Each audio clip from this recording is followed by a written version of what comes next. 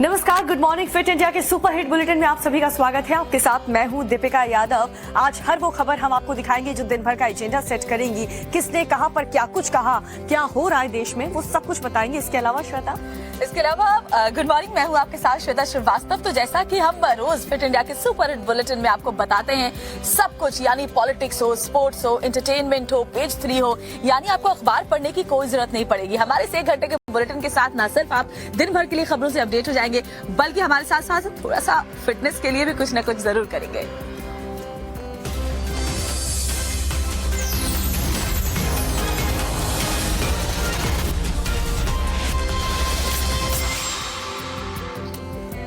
Fitness के अलावा सुबह सुबह जो एक और चीज मुझे बहुत अच्छी लगती है और जो मैं करती हूँ रेगुलर प्रैक्टिस में दीपिका, वो है थोड़ी सी पूजा पाठ, क्योंकि ये मुझे मन के लिए बहुत शांति देता है। मुझे लगता है स्कूल टाइम से मेरी आदत है कि जब मैं घर से निकलती हूँ पहले भगवान को प्रणाम करके उनसे आशीर्वाद लेकर एक अच्छे दिन के लिए और तब बाहर निकलती हूँ। बहुत अच्छी आदत है श्वेता, और इससे अच्छे दिन की शुरुआत हो भी नहीं सकती। लेकिन काशी विश्वनाथ के दर्शन करने के लिए अब थोड़ी सी परेशानी आप लोगों की बढ़ने वाली है।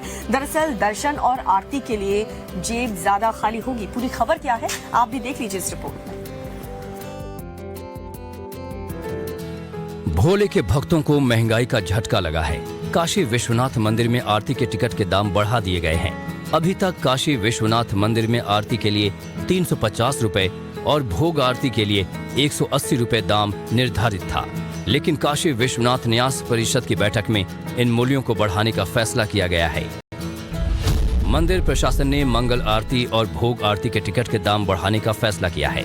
आरती का टिकट 350 रुपए से बढ़ाकर 500 रुपए और भोग आरती 180 रुपए से बढ़ाकर 300 रुपए कर दिया गया है। 1 मार्च से काशी विश्वनाथ मंदिर में बढ़ी हुई दरें लागू होंगी। मंदिर में श्रद्धालुओं की भीड़ को देखते हुए टिकट के दामों में बढ़ोतरी का प्रस्ताव रखा गया। बैठक में इसे सर्वसम्मति से पास कर दिया गया। श्री काशी विश्वनाथ मंदिर न्यास की ओर से काशी हिंदू विश्वविद्यालय और संपूर्णानंद संस्कृत विश्वविद्यालय के ग्रेजुएशन और पोस्ट ग्रेजुएशन के हर पाठ्यक्रम में सबसे ज्यादा नंबर हासिल करने वाले छात्र और छात्राओं को 10,000 वार्षिक छात्रवृत्ति देने का भी फैसला लिया गया है। दरअसल दर्शन करने के लिए ये दाम बढ़ाने के पीछे का जो तर्क दिया जा रहा है वो ये कि वहाँ पर भारी भीड़ पहुँचती है, उसमें कम से कम थोड़ी सी कमी आए। हालांकि दर्शन करने वाले तो फिर भी वहाँ पर पहुँचेंगे। बिल्कुल, दर्शन करने वाले पहुँचते ही है। रणथंभौर के जो किले के त्रिनेत्र गणेश मंदिर है, वहाँ पर कुछ ऐसा हो गया कि श्रद्धालुओं के दर्शन ही बंद करने पड़े। दरअसल वहाँ एक राजा अपनी प्रजा से मिलने पहुंचा। पूरी खबर क्या है इस रिपोर्ट में देखिए। बाघ चहलकदमी कर रहा है, आराम से घूम रहा है। ये जंगल नहीं, गार्डन है, जहां बाघ ने आज घूमने का मूड बनाया। शायद वो भी फिटनेस फ्रीक रहा होगा, तभी तो पार्क में सैर पर आ गया। तस्वीरें हैं रणथंभौर नेशनल पार्क के दुर्ग की। जंगल के राजा का मन आज अपने किले में घूमने का हुआ, इसलिए वो राजशाही तरीके से पहले किले के पार्क में टहला और फिर दरवाजे से शान से दुर्ग के अंदर प्रवेश किया। रणथंभौर दुर्ग में मौजूद लोगों ने बाघ को इतना करीब और इतने आराम से चहलकदमी करते देखा तो तस्वीरें कैमरे में कैद कर ली। दरअसल दुर्ग में एक गणेश मंदिर है जहां आम लोग दर्शन और पूजन के लिए पहुंचते हैं। उसी दौरान एक श्रद्धालु को बाघ दिखा और फिर वीडियो देखते ही देखते वायरल हो गया। बाघ की सूचना वन विभाग की टीम को दी गई, जिसके बाद दुर्ग घूमने और त्रिनेत्र मंदिर जाने वाले श्रद्धालुओं को भी रोक दिया गया। करीब 1 घंटे तक बाघ ने दुर्ग में भ्रमण किया, इसके बाद वापस जंगल में लौट गया। बाघ दुर्ग के करीब था, इसलिए वन विभाग ने दुर्ग आने जाने वालों से सावधान रहने की अपील की है। तो कुछ देर टहलने के बाद, चहलकदमी करने के बाद ये वापस बाघ जंगल में लौट गया और गनीमत इस बात की रही कि नेशनल पार्क में इंसान के साथ इसका आमना सामना नहीं हुआ। लेकिन पंजाब के फतेहगढ़ की बात करें तो वहाँ पर बदमाशों का आमना सामना हुआ है पुलिस वालों के साथ। 3 बदमाश हालांकि इस एनकाउंटर में घायल हुए हैं, लेकिन कितने पुलिस वाले जख्मी हुए वो भी देखिए इस रिपोर्ट में।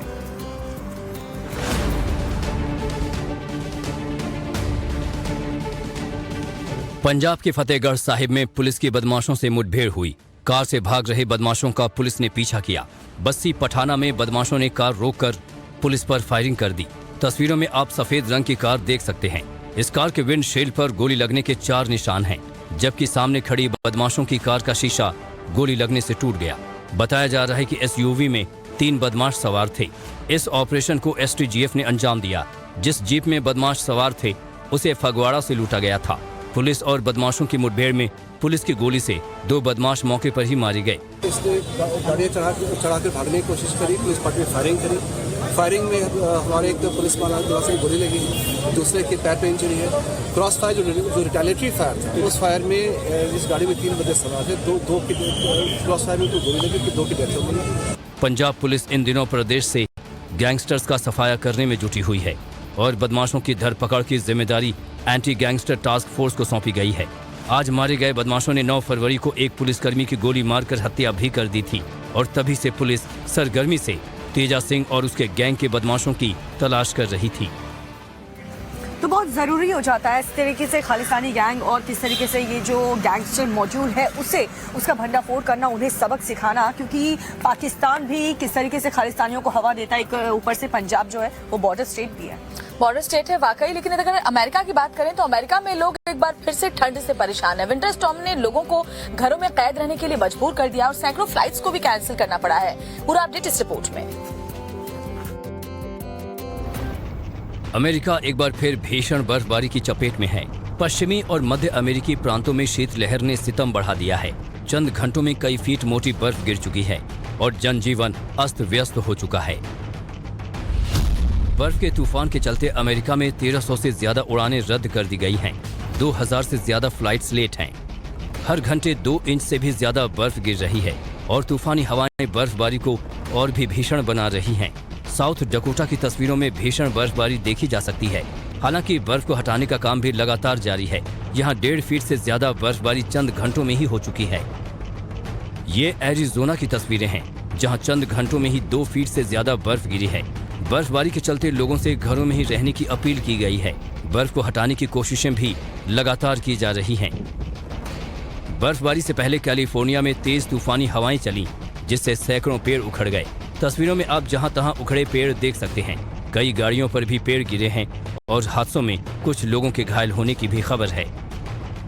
बर्फीले तूफान का ये दौर अगले कुछ दिनों तक लगातार जारी रह सकता है, इसलिए लोगों से अलर्ट रहने की और बिना जरूरत घर से बाहर न निकलने की अपील की गई है। तो अमेरिका जहां भीषण ठंड से परेशान है, वहीं अफ्रीकी देश साइक्लोन फ्रेडी से बहुत ज्यादा परेशान है। मेडागास्कर में तबाही हम देख चुके हैं, मोजाम्बिक में भी तबाही मचने की आशंका है।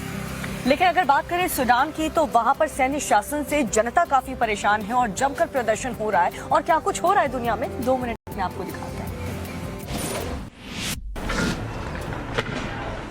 सूडान में लोग सैन्य तख्तापलट के खिलाफ सड़कों पर हैं। राजधानी खार्तूम में लोगों ने जमकर प्रदर्शन किया, पुलिस की गाड़ियों पर पत्थरबाजी की। प्रदर्शनकारी इतने बेकाबू हो गए कि उन्हें काबू में करने के लिए पुलिस को आंसू गैस के गोले छोड़ने पड़े।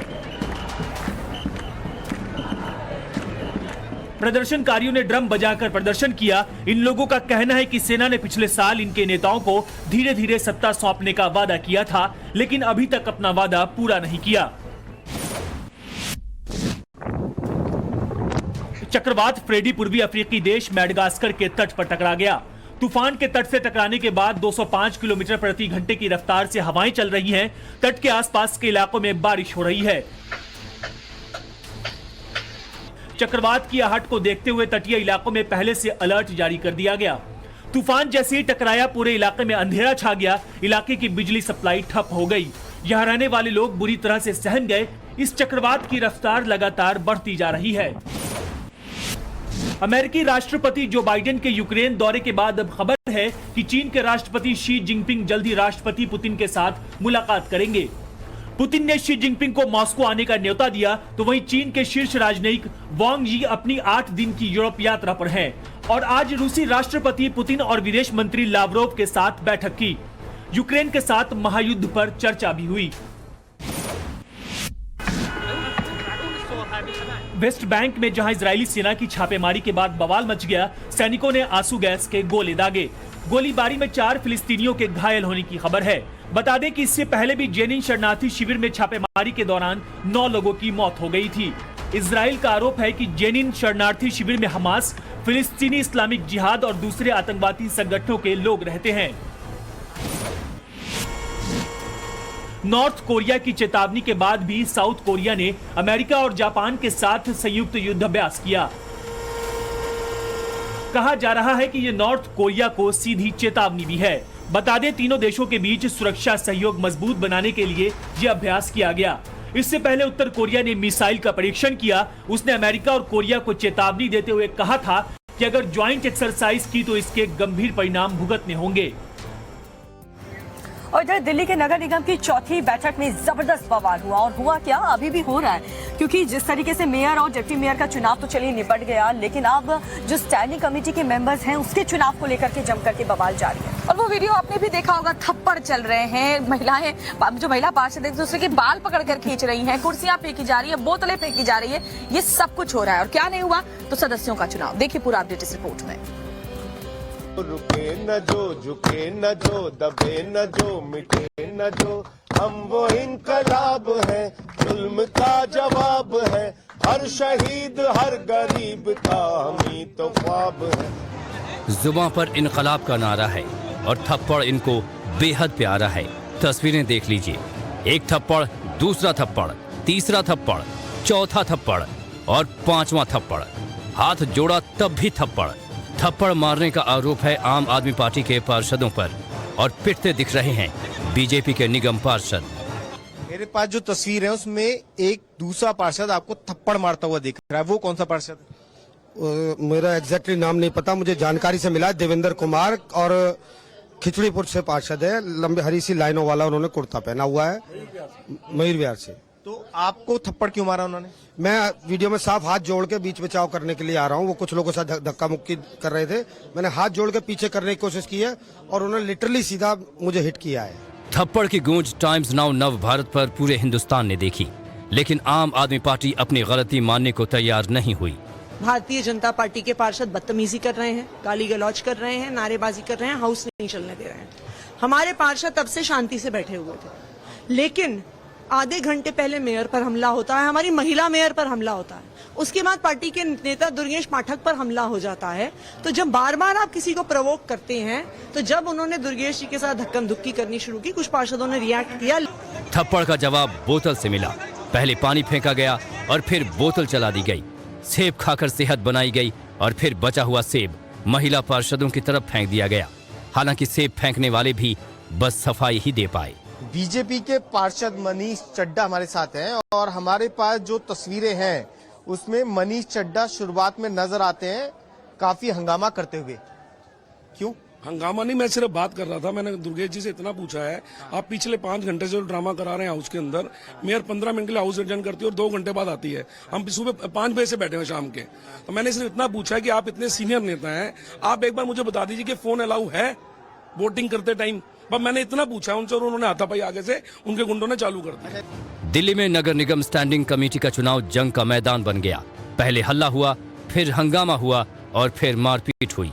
शाम से आधी रात बीती, फिर सुबह की किरण भी नजर आ गई, लेकिन स्टैंडिंग कमेटी के मेंबर चुने नहीं जा सके। उस महिला मेयर के ऊपर भारतीय जनता पार्टी के पार्षद इस प्रकार से हमलावर हो रहे हैं जैसे उसकी जान लेने पे उतारू हैं। तो अब स्टैंडिंग कमेटी के चुनाव को हारने का डर देखते हुए किस प्रकार से इस चुनाव को सैबोटाज किया जाए, ये मंशा लेकर कभी विक्टिमहुड कार्ड खेलना और कभी तमाम नियम कानून को ताक पे रखकर इस पूरी चुनावी प्रक्रिया को भंग करने की कोशिश करना, ये आम आदमी पार्टी की लगातार कोशिश रही है।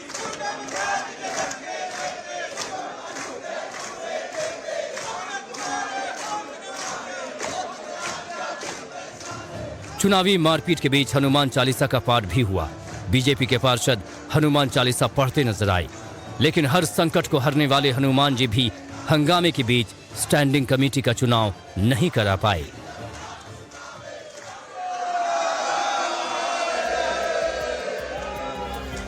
तो 11-12 घंटे हो चुके हैं दीपिका, अभी भी ये हंगामा वहां पर जारी है। और देखिए सुबह का ब्रेकफास्ट भी उन सबके लिए आ चुका है, और बीजेपी आम आदमी पार्टी पर, आम आदमी पार्टी बीजेपी पर लगातार आरोप लगा रहे हैं। लेकिन बीजेपी आम आदमी पार्टी पर आरोप ये लगा रही है कि क्रॉस वोटिंग के डर से आम आदमी पार्टी ये सब कुछ कर रही है और चुनाव की प्रक्रिया में बाधा डालने का काम कर रही है। पूरा मामला इस रिपोर्ट में देखिए।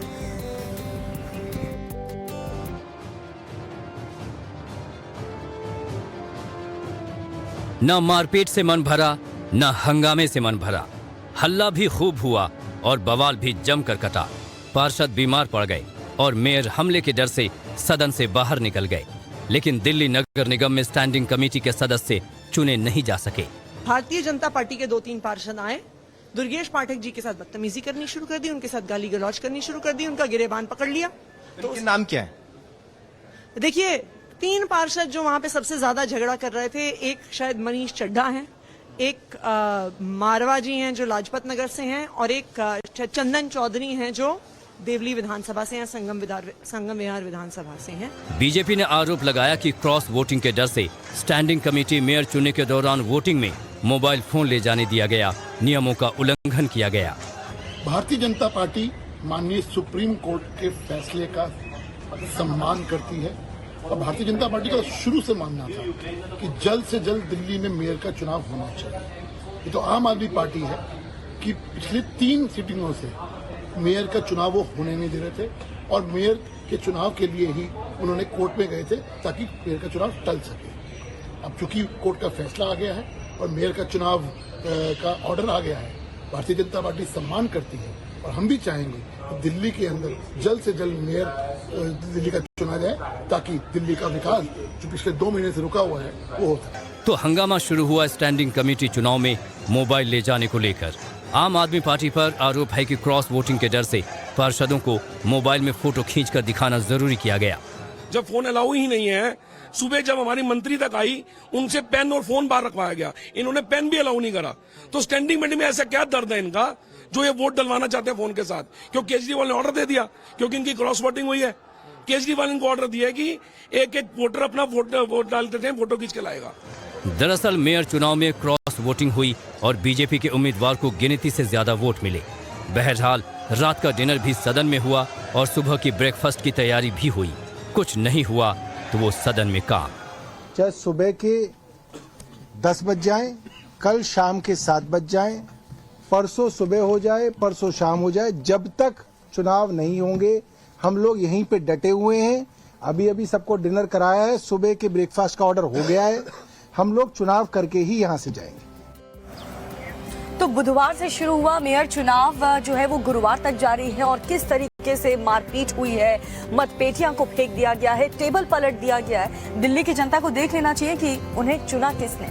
बिल्कुल, किसको उन्होंने चुना है ये दिल्ली की जनता अब बेहतर तरीके से देख लेगी। लेकिन इन सब हंगामे के बीच एक जो काम हुआ वो ये हुआ कि मेयर और डिप्टी मेयर चुन लिए गए और अब दिल्ली के काया पलट की बात हो रही है। दावे अपने अपने हैं, आपको दिखाते हैं पूरी खबर इस रिपोर्ट में।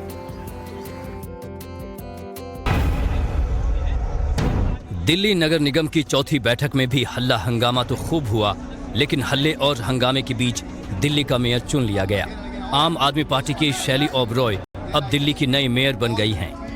सबसे पहले मैं धन्यवाद करना चाहूंगी माननीय मुख्यमंत्री अरविंद केजरीवाल जी का, माननीय उप मुख्यमंत्री मनीष सिसोदिया जी का और पूरी दिल्ली की जनता का, हमारे पार्षदों का, हमारे जितने भी विधायक हैं उनका और जितने भी हमारे सांसद हैं उनका, जिन्होंने मुझे महापौर चुनकर दिल्ली की सेवा का एक मौका दिया। मेयर के अलावा दिल्ली में डिप्टी मेयर भी चुन लिया गया। आम आदमी पार्टी के आले मोहम्मद को डिप्टी मेयर चुना गया। पहाड़ भी और जो तमाम 10 मुद्दे केजरीवाल साहब ने रखे थे उन तमाम 10 मुद्दों पे बेहतरीन तरीके से बहुत जोर शोर से उस पर काम होगा। रोड मैप तैयार है।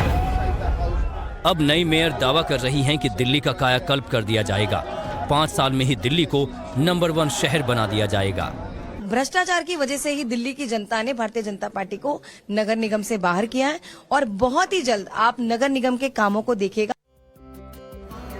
तो जनता के चुने इन माननीयों के जो मारपीट के वीडियोस है ना वो वायरल हो रहे हैं और लोग इन वीडियोस को देख करके दीपिका बहुत हंस रहे हैं। ये तो कॉमेडी शो जैसा कुछ मामला हो गया है। बिल्कुल, और ये जो चुने हुए प्रतिनिधि हैं आखिर ऐसे असभ्य तरीके से पेश आएंगे तो वायरल क्यों नहीं होंगे? गली मोहल्ले की तरह लड़ाई लड़े और उसके बाद वायरल क्यों ना हो? और दुनिया में क्या कुछ वायरल हो रहा है वो भी दिखाते हैं, आपको दूंगे। मगरमच्छ बड़े शातिर अंदाज में अपने शिकार पर हमला करते हैं। इस वीडियो को देखिए। ये मगरमच्छ हवा में उछलकर अपने शिकार पर हमला करता हुआ दिखाई देता है। हालांकि मगरमच्छ को ये नहीं पता था कि जैसे वो अपना शिकार समझ रहा है वो कोई चिड़िया नहीं बल्कि एक ड्रोन कैमरा है। मगरमच्छ उसे पकड़ने के लिए जबरदस्त छलांग लगाता है। जैसे ही मगरमच्छ छलांग लगाता है ड्रोन को ऊपर उठा लिया जाता है। मगरमच्छ के झपट्टा मारने का ये वीडियो सोशल मीडिया पर खूब वायरल हो रहा है। समुद्र में मछली के शिकार का ये वीडियो देखिए। एक पक्षी मछली का शिकार करने के लिए समुद्र में छलांग मारता है और पानी से निकलते ही उसके पंजों में दबी एक मछली नजर आती है। मछली को अपने पंजे में दबाकर पक्षी हवा में उड़ता दिखाई देता है। पक्षी के इस अद्भुत कारनामे को किसी ने अपने कैमरे में कैद कर दिया और उसे वायरल कर दिया। इस वीडियो को अब 2.5 लाख तक लोग देख चुके हैं। स्टंटबाजी के चक्कर में लोग अपनी जान जोखिम में डालते हैं। इस वीडियो को देखिए। स्केटिंग कर रही ये लड़की स्टंटबाजी करती है, तभी वो डिवाइडर से टकरा जाती है और धड़ाम से नीचे गिर जाती है। तो वहीं दोनों लड़कियां सड़क पर बाइक पर स्टंट करती नजर आती हैं।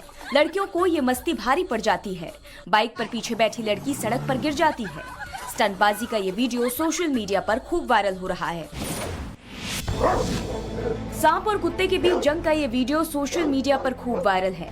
वीडियो को अंत तक देखिए। सांप कुत्ते को डराने की कोशिश करता है, कुत्ते पर अटैक करता है। इसके बाद कुत्ते ने अपनी फुर्ती का इस्तेमाल किया और सांप को एक झटके में दबोच लिया और उसे तब तक झटकता रहा जब तक कि सांप बेसुध नहीं हो गया। इस पूरी फाइट को शख्स ने कैमरे में कैद कर दिया और वायरल कर दिया। वीडियो पर लोग तरह तरह के कमेंट्स कर रहे हैं।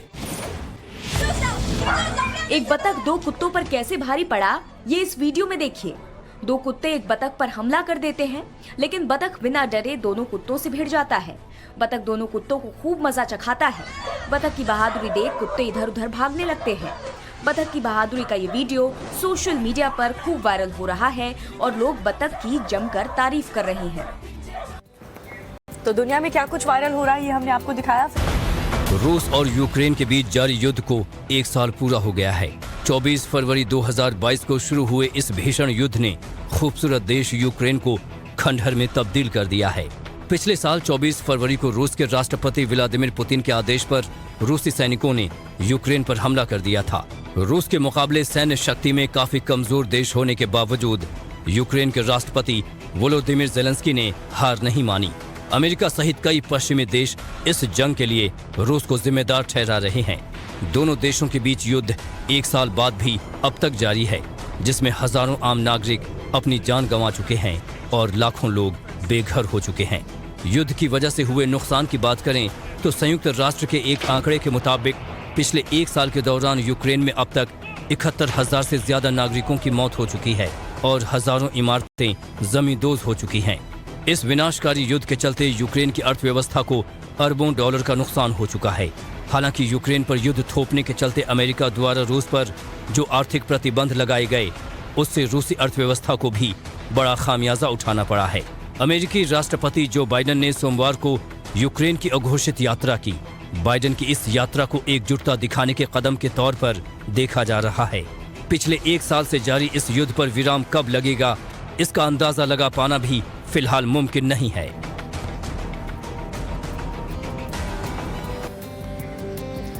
तो 1 साल में एक खूबसूरत से मुल्क को पूरी तरीके से बर्बाद कर दिया गया है, उसे तबाह कर दिया गया है और हालात ये है कि पूरा देश एक तरह से बारूद के ढेर पर बैठा हुआ नजर आता है। बिल्कुल 1 साल में यूक्रेन ने जो कुछ भी सहा है वो तस्वीरों के माध्यम से दिल्ली में उसे दिखाया गया है। दरअसल यूक्रेन में जो कुछ हुआ, यूक्रेनी एम्बेसी में उसकी फोटो प्रदर्शनी लगाई गई है। पूरी रिपोर्ट आपको दिखाते हैं, आप भी देखिए वहां पर 1 साल के अंदर क्या क्या हालात रहे।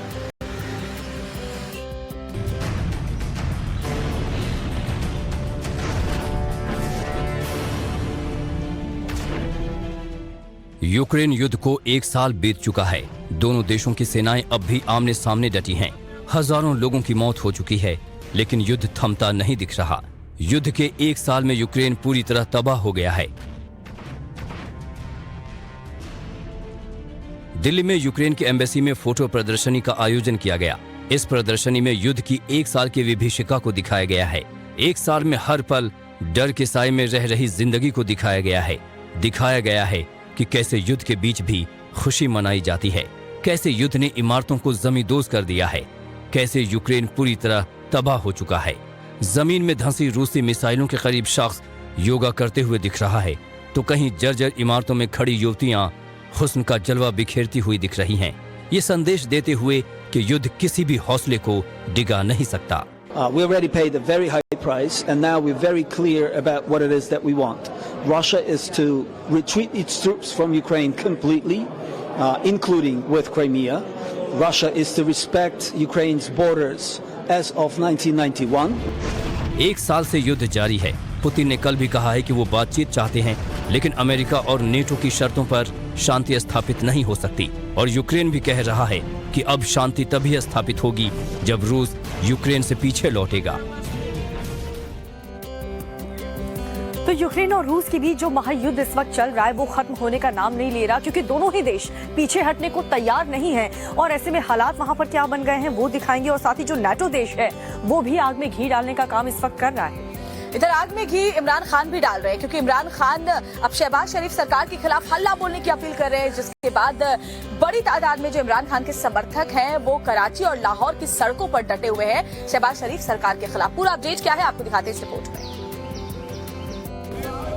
पाकिस्तान के पूर्व प्रधानमंत्री इमरान खान की पार्टी पाकिस्तान तहरीक इंसाफ ने मौलिक अधिकारों के उल्लंघन, संविधान के गलत इस्तेमाल और आर्थिक संकट का आरोप लगाते हुए लाहौर से गिरफ्तारियां देने का एक बड़ा आंदोलन शुरू किया। पार्टी ने पाकिस्तान के पूर्व मंत्री शाह महमूद कुरैशी, असद उमर, सीनेटर आजम स्वाति, पंजाब के पूर्व गवर्नर उमर सरफराज चीमा समेत वरिष्ठ नेताओं के पुलिस की गाड़ियों में बैठे रहने की तस्वीरें साझा की हैं। इन नेताओं ने वहां मौजूद पुलिसकर्मियों से उन्हें गिरफ्तार करने को कहा था। इसलिए हमने ये जेल भरो तहरीक का लोगों का खौफ उतारने के लिए, खौफ की जंजीर तोड़ने के लिए कि ये जो खौफ देते ना हम जेल में डाल देंगे, पूरी कर लो अपना शौक। देखा है जिस तरह आज लोग निकले हैं, सारी हमारी लीडरशिप ने खुद लीड फ्रॉम द फ्रंट किया। उन्होंने कहा हम तैयार हैं जेलों के लिए। हमने 200 लोग तैयार किए थे, हजारों लोग तैयार हो गए जेलों में डालने के लिए। जेल रोड पर बड़ी संख्या में पीटीआई कार्यकर्ताओं और नेताओं का जमावड़ा देखने को मिला। इमरान समर्थक कुछ कार्यकर्ताओं ने खुद को जंजीरों में बांध रखा था। बता दें कि सरकार ने लाहौर में माल रोड समेत अहम सड़कों पर धारा 144 लगा दी थी, जिसके तहत 5 लोगों से ज्यादा के जुटने पर पाबंदी थी। आने वाले दिनों में ये आंदोलन और भी तेज हो सकता है। तो पाकिस्तान में इसी साल आम चुनाव होने वाले हैं और दीपिका, मुझे लगता है कि चुनाव तक इसी तरीके से जो पाकिस्तान में सियासी बवाल है वो जारी रहने वाला है। बिल्कुल, और बवाल तो यहाँ पर बिहार की राजनीति भी जबरदस्त तरीके से देखने को मिल रहा है आरजेडी और जेडीयू के बीच। और साथ ही अगर बात करें देश में क्या कुछ चल रहा है, उन खबरों को भी आप देखिए 2 मिनट में। उद्धव गुट को एक और बड़ा झटका लगा है। चुनाव आयोग के फैसले को चुनौती देने वाली याचिका को सुप्रीम कोर्ट ने खारिज कर दिया। सर्वोच्च अदालत ने एकनाथ शिंदे के खेमे को शिवसेना का चुनाव चिन्ह देने के चुनाव आयोग के आदेश पर रोक लगाने से इनकार कर दिया। सुप्रीम कोर्ट ने उद्धव गुट की अर्जी पर दोनों पक्षों को नोटिस जारी कर 2 हफ्तों में जवाब मांगा है। योगी आदित्यनाथ सरकार 2.0 का आज दूसरा बजट पेश किया। सरकार ने इस बजट के जरिए युवाओं, महिलाओं, किसानों और कामगारों को साधने की कोशिश की है। चुनावी राह आसान करने के लिए सड़क सेतुओं के निर्माण समेत बुनियादी ढांचे के विकास पर भी जोर दिया है।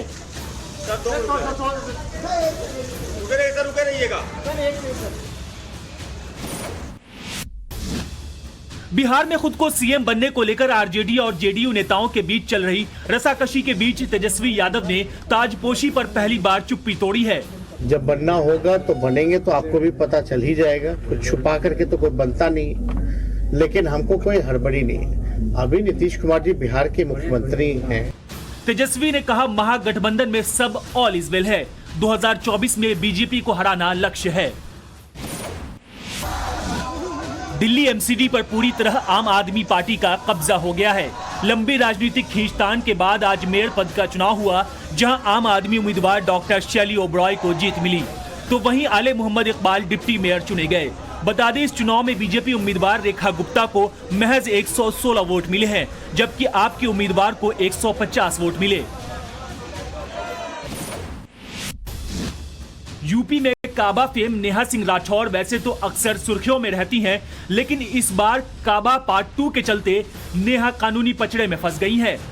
गायिका नेहा ने पार्ट 2 गाने में कानपुर में मां बेटी की जलने वाली घटना से लेकर बुलडोजर कार्रवाई का जिक्र किया है। इस गाने को लेकर यूपी पुलिस ने गायिका को नोटिस भेजा है और 3 दिन में जवाब देने को कहा है। तो उद्धव ठाकरे गुट को एक बार फिर से सुप्रीम कोर्ट से झटका लगा है। दरअसल इस बार जो है वो जो मेंबर्स हैं उसकी अयोग्यता को लेकर के सुप्रीम कोर्ट ने इनकार कर दिया सुनवाई से। और लगातार मिल रही जो हार है उसने उद्धव गुट की बौखलाहट को बढ़ा दिया है। पुणे में बीजेपी कार्यकर्ताओं पर हमला हुआ और इसका आरोप लगा उद्धव गुट के नेताओं पर। पूरी खबर क्या है आपको सिर्फ 1 मिनट की रिपोर्ट में दिखा देते हैं।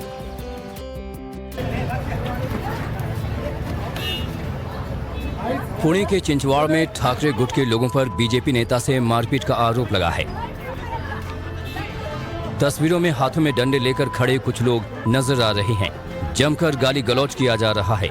भाषा ऐसी कि हम आपको सुना भी नहीं सकते।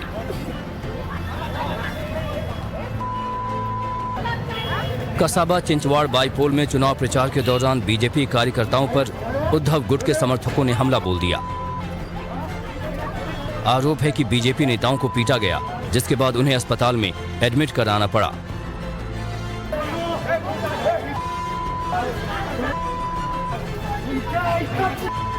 मारपीट का आरोप उद्धव ठाकरे के करीबी सचिन भोसले पर लगा है। बताया जा रहा है कि उद्धव गुट से शिवसेना का चुनाव चिन्ह छिन जाने के बाद से ही ठाकरे गुट बीजेपी के खिलाफ हमलावर है। संपत माने, करण आहेर होता, आकाश शिंदे होता, सूरज चव्हाण होता, सगळे जणांनी डायरेक्ट मारायला चालू केलं, अटक करायला चालू केलं। दिलीप माने भारतीय जनता पार्टीचाच कार्यकर्ता है।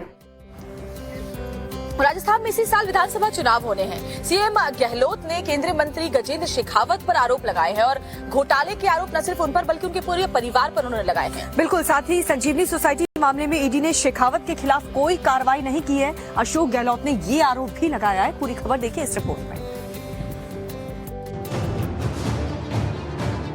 राजस्थान के मुख्यमंत्री अशोक गहलोत ने केंद्रीय मंत्री गजेंद्र सिंह शेखावत पर निशाना साधा है। उन्होंने दावा किया कि शेखावत को भी उन्हीं धाराओं के तहत दोषी पाया गया है जिनमें अन्य गिरफ्तार आरोपी दोषी पाए गए हैं। अगर ये कहते मैं दोषी नहीं हूँ, आप मदद क्यों नहीं करते? फिर अगर आप दोषी नहीं हो तो आपका इसमें इन्वॉल्वमेंट था। पैसा हमने जमा करवाए, वापस विड्रॉ किए। ये इनके पिताजी, इनकी माताजी, इनकी पत्नी, इनके साले, 5 लोग उसके अंदर हैं। गहलोत ने कहा कि एसडीओ ने पिछले 2 सालों में ईडी को 5 बार संजीवनी सोसाइटी से जुड़ी संपत्ति जब्त करने की अपील की, लेकिन ईडी ने कोई कार्रवाई नहीं की। हमारे एसओजी लेकर ये बार ईडी को आप इस केस को ले, क्योंकि ईडी के हाथ में है, अधिकार है प्रॉपर्टी को सीज करने का। वो अधिकार एसओजी के पास नहीं है और बगैर प्रॉपर्टी सीज किए हुए आप इनके पैसा कैसे चुकाओगे? सीएम गहलोत के आरोपों पर केंद्रीय मंत्री गजेंद्र सिंह शेखावत ने पलटवार किया है। मैं तो हर सप्ताह में लगभग राजस्थान के किसी न किसी कोने में जाता हूँ और मैं आज चुनौती देकर के कहता हूँ कि अगर कहीं भी किसी भी तरह से गिल्टी पाया जाता है तो एसओजी सहर्ष आकर के मुझे कहे। उनको आने की ज़रूरत नहीं पड़ेगी, मैं खुद जाकर के उनके साथ में सामने जाकर के और I am ready to face all the consequences. तो राजस्थान में तो केंद्रीय मंत्री पर कांग्रेस ने आरोप लगा दिया है, लेकिन बात बिहार की करें तो गृह राज्य मंत्री विपक्षी दल पर चुटकी ले रहे हैं। बिल्कुल, और विपक्षी दल पर क्या कुछ उन्होंने कहा है और क्या कुछ इसका इम्पैक्ट होगा और क्या जवाब आता है ये भी देखना होगा दिलचस्प। लेकिन पूरी खबर क्या है वो आपको इस रिपोर्ट में दिखा देते हैं।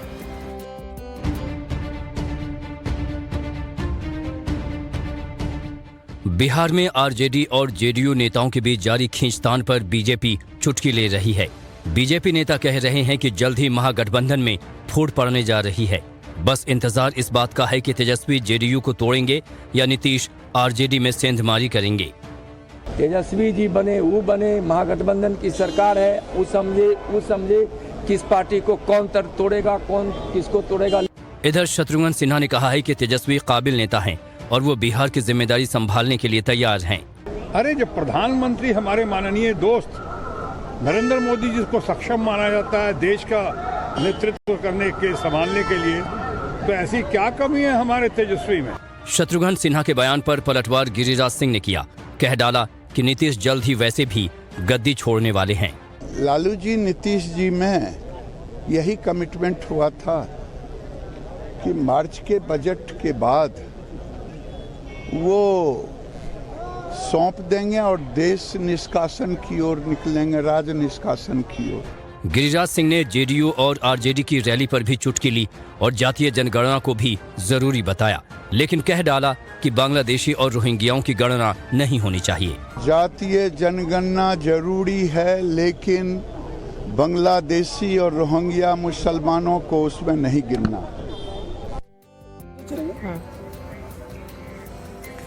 इधर तमाम बवाल के बावजूद स्वामी प्रसाद मौर्य का रामचरितमानस को लेकर विवादित बातों का सिलसिला थमने का नाम नहीं ले रहा। अब इस बार वो कह रहे हैं कि धर्म की आड़ में खास तबके को मारने पीटने की पूरी कोशिश हो रही है। और मौर्य तो आरक्षण को खत्म करने की बात भी यहाँ पर कहते हुए नजर आ रहे हैं, लेकिन वो अलग बात है कि देश में दूर दूर तक कहीं भी आरक्षण को खत्म करने की सुगबुगाहट नजर नहीं आ रही। पूरी खबर 1 मिनट में आपको दिखाता हूं। रामचरितमानस को लेकर सपा नेता स्वामी प्रसाद मौर्य ने एक बार फिर विवादित बयान दिया है। उन्होंने कहा कि धर्म की आड़ में महिलाओं और शूद्रों को मारने पीटने की बात आज भी हो रही है। गंवार शूद पशुनारी शकल ताड़ना के अधिकारी, यानी पूरा का पूरा शुद्ध समाज, पूरा का पूरा नारी समाज ये प्रताड़ित किए जाने के पात्र हैं, मारे पीटे जाने के पात्र हैं। हिंदू धर्म के ठेकेदारों, हमने आपको गाली नहीं दिया, हमने आपको अपमानित भी नहीं किया, हमने आपको चोर और लंपट भी नहीं कहा। हमने तो केवल निवेदन किया कि धर्म की आड़ में जाति सूचक शब्दों का प्रयोग कर गाली देना बंद कर दो। मौर्य ने कहा कि अब लड़ाई 85% बनाम 15% नहीं, बल्कि 97% बनाम 3% हो गई है। अब बात केवल 85 तक नहीं पहुंची है, महिलाओं को शामिल करने के बाद अब बात 97 बनाम 3% हो गई है। वहीं स्वामी प्रसाद मौर्य ने आरोप लगाया कि साजिश के तहत अनुसूचित जाति और जनजातियों का आरक्षण खत्म किया जा रहा है। स्वामी प्रसाद मौर्य दिल्ली के एक कार्यक्रम में संबोधित कर रहे थे। तो राजनीतिक बवाल जो है वो पूरे देश में इस वक्त चल रहा है, क्योंकि लोकसभा चुनाव को अब बस 1 साल का वक्त रह गया। ऐसे में हर तरफ से विवादित बयान चालू है आना, और बयान को लेकर बवाल भी चलता है। लेकिन रुड़की में बवाल हो गया जमीन को लेकर के, जहां जमीन की वजह से 2 भाई एक दूसरे की जान लेने पर उतारू हो गए। पूरी खबर देखिए इस रिपोर्ट में।